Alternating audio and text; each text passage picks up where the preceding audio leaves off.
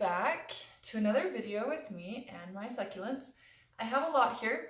The camera is not showing how awesome and how many there are, but there are a lot. I am back, better than ever. I am here to answer a few of your questions about succulents and the care of them. For those of you who are here for the first time, may not know what a succulent is. You might be thinking, that is such a weird word, and what the heck? So, I will tell you, they are the cousin of the cactus. This little hairy, spiky cactus is a little more ferocious than this guy. See, this one's a lot nicer. So this is a cactus, and this is a succulent. This is a cactus, and this is a succulent. One of my favorites. They are closely related, but the main difference is that succulents do not have spikes, where cactuses do. With that being said, I would like to answer a few of your questions that you sent me last week. The first question was, how much light do succulents need? That is an excellent question. They are commonly found in the desert, but contrary to popular belief, succulents don't need direct sunlight. They need bright, indirect sunlight, meaning if you have a window or a greenhouse that will let in light but not direct sunlight, then that will be perfect. What tends to happen though, if they do get direct sunlight, they get sunburnt. Like this. This happened to me. Not just this guy, but I have burnt many a succulent. And it's sad to see the death of a succulent by the sun. So don't burn them. Or if they don't get enough sunlight, this is what tends to happen. Now this may look normal to you, but when I first got this plant, its leaves were like this. That's how it's supposed to be. It's not supposed to be feathered out, because when it feathers out, it means that it's not getting enough sunlight, and so it's trying to spread out and get more light. Or this guy. You might think that this looks good, but him stretching out like this is him trying to reach the light because he's not receiving enough, just being his small little self. Before, he looked like this, and this is how he's supposed to look, a little more wide, a little more flat, and not so stretched out. The second question is about watering succulents.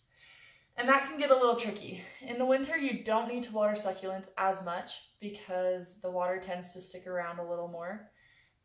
With most succulents, you want a pot that has a hole in it. Just a normal terracotta pot, except I painted it, and it looks freaking awesome.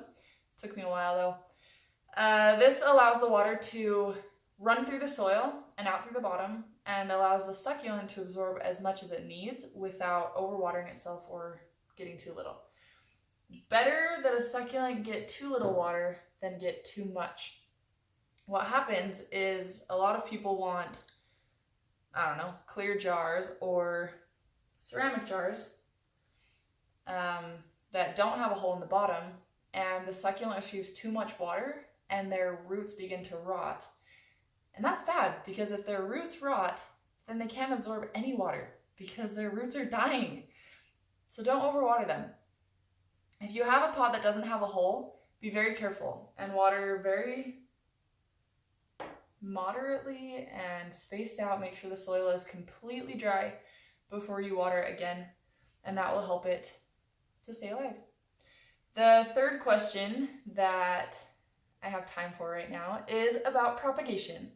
Propagation is taking one part of a plant and helping it grow into that same plant, but from scratch and not from a seed. So propagating succulents is easy, so easy, if you get the break right. If you don't, it's a little harder. So what you can do is you can take a succulent, and typically you want to take from the bottom. So we'll take this guy right here, and you twist and you pop it off. And you want to get a clean break. And then what you can do with this break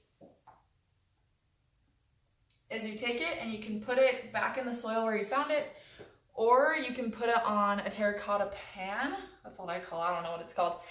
And you just put it on here and in a few weeks it will start to grow roots.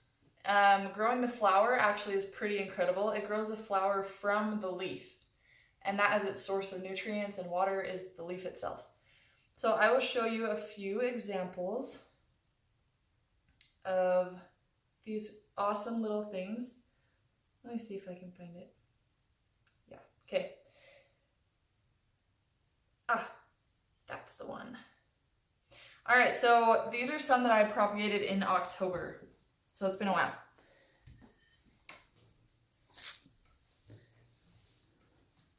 So we have this one.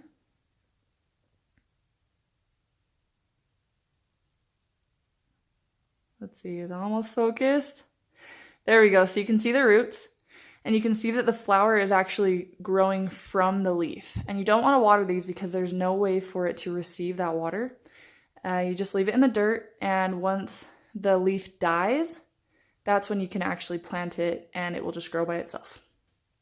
This one has very little roots, but it actually is growing a flower, which is kind of incredible. I hope that's clear enough for you.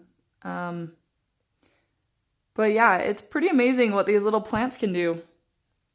It's really simple to propagate. So just propagate it, just do it.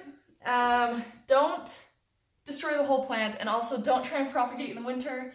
It will be a disaster. They don't grow in the winter. If you're going to propagate in the spring. Take the leaf off, they'll grow, they can grow all summer, and then in the winter they'll be a little more dormant, and you're good. But that's my video. Thank you for watching, and if you have any more questions, please put them in the comments below.